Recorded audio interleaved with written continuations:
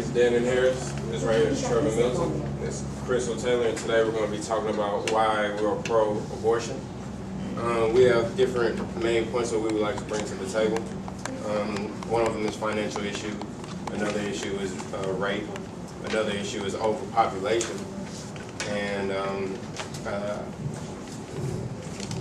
accidental things that happen, unexpected things, and also medical conditions. And Crystal, would you like to start us off? Okay, I'm going to start off with rape. 2% of people seeking abortions who are victims of rape are incest, and this is per Planned Parenthood. 32,101 pregnancies from rape per year occur.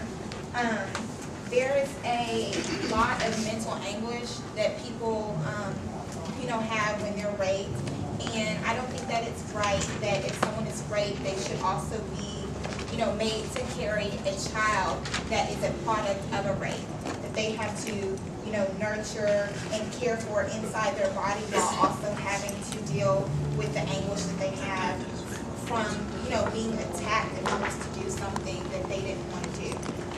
It's not right, it's not fair, and an easy solution for them to be able to get on with their life and get on with the situation that has occurred with them would be to go ahead and terminate the pregnancy and be able to just move on from the situation and focus on, getting mental stability back from the experience that they've had. Okay. Well, that is very correct. Well, the information that I received off of Planned Parenthood was that 1% of all abortions occur because of rape and incest. 93% of all abortions occur for social reasons. The child was unwanted, unconceived.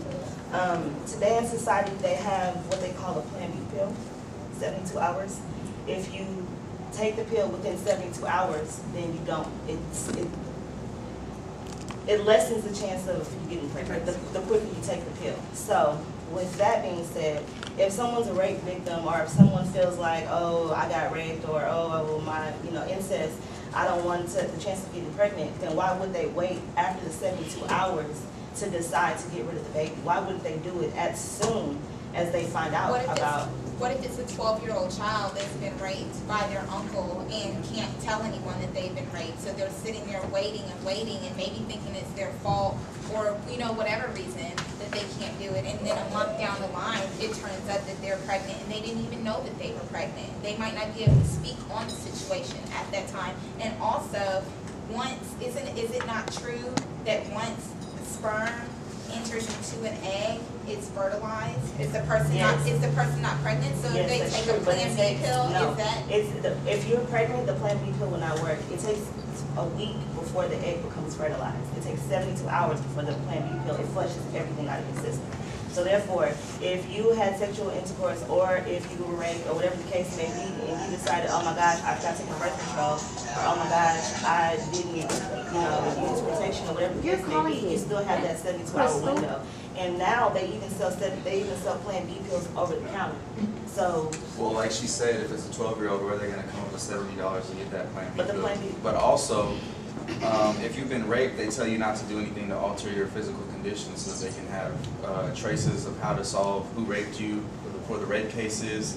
And as far as it taking a week to get fertilized, that's not completely true, because you have a fertility window and you can get pregnant any day during that fertility window. But it takes 4 to 7 days before the egg becomes fertilized. It takes 4 to 7 days before the egg becomes fertilized. So you're saying you only have 4 days of fertility in your cycle? You have 72 hours. It's an 11-day window. Yes, but you have 72 hours before anything happens, before the sperm can reach the egg, before the egg can make a decision on which sperm he wants to choose. You have 72 hours to take the Plan B pill. Now, like you were saying, back to the evidence part, as far as like a crime or whatever, if a victim was raped and the cops get involved, yes, they do make sure before you do anything, they want to, scrape for DNA and all that stuff. But if you were raped, the cops, they're gonna advise that you take a Plan B pill. That's always advised. If it comes, I found that on. I've never heard of a cop advising someone to take a contraceptive pill. I have. Let me say this before we go on to the next topic. As sensitive as this subject is, when when it all comes down to it, and I hate to sound harsh about it, but the victim can't give HIV back. So if as bad as the crime is itself, it happened. Pregnancy, you know, you can't give HIV back. So why would you murder the child? Let's take away the fact of it being something that's forced. Let's just focus on maybe 1%. you know, maybe How much percent is that? That's only 1%. What about, you know, the other 93% of abortions that are done because of social reasons, or, you know, someone not wanting their child? Well, you said you found that on Planned Parenthood, right? Yes. We didn't find that. We went to the Planned Parenthood website. But I did too, and I called Planned Parenthood. Let's just say that pregnancy can happen even when people are being responsible. Pregnancy can happen when you're taking birth control. Pregnancy can happen when you're using condoms. So the child has to be punished based on that? Not every person that gets pregnant is out being reckless and just doing the most. If you're not financially able to take care of a child, if you're not emotionally ready to take care of a child, there are so many things that just because you're having sex doesn't mean that you're having sex in order to create a child. You're having sex just like there's pros and there's cons to everything. It's a good one. Yes, it's a great feeling, but if there's a consequence after it, then we have to go with it. Then if you don't want to take the possibility or the chance, don't do it. Okay, and I also That's bottom line. I also found some statistics based off of money-wise and people and income, and I found some statistics on age groups. And 28% of people that get abortions make less than $15,000. The income between $15,000 and $29,000 is 19%, and the income of 59 people making $59,000 a year, $60,000 a year, that's the highest bracket of abortions, which is 38%. So, based off of just the statistics and the facts that I found, most of the people that are getting abortions are not people that are rape victims, are people that are children. They're people who are like, oh man, I had a drunken night, and I don't want this guy to be my baby daddy. Well, the issue is not whether or not abortions are okay because of finances. It's just a free choice. Yes. And you have to account for everybody, not just the majority of people who can support a kid. You have to account for the people who cannot support kids, which is, according to what we found, 20% of people that are getting abortions or considering them are 19 years or younger. And according to that, we looked at how much people make that are that old, and it's only about $29,300 for a single woman, which is the typical household of someone who would be seeking an abortion.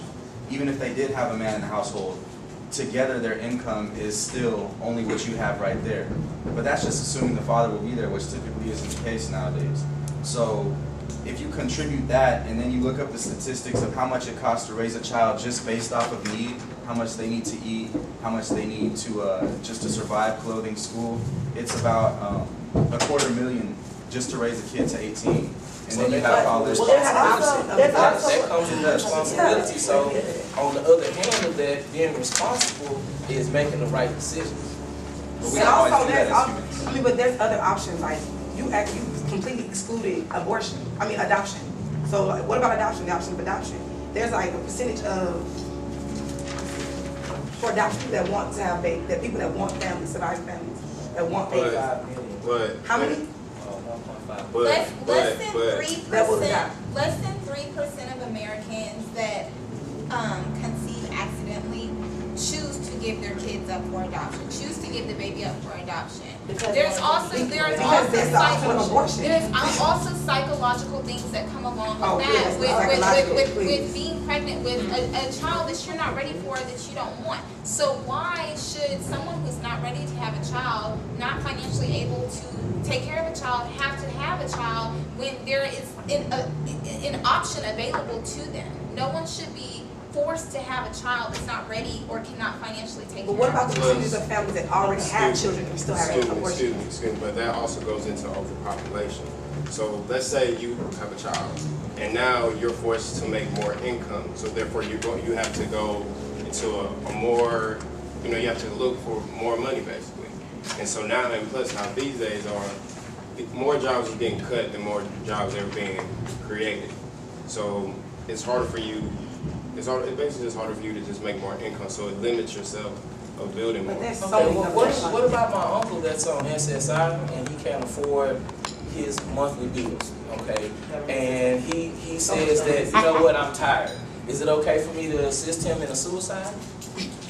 Well, that's helping the population. That's only affecting himself. And then if you go that route, you're spending more money. You gotta go to the It's still the same taking of a life as far as population. But if you think about taking a life, the only reason anyone justifies taking a life is if it threatens, their life threatens yours in any type of way. In the real world, you go to I can jail. understand that, but you guys are saying it's okay to take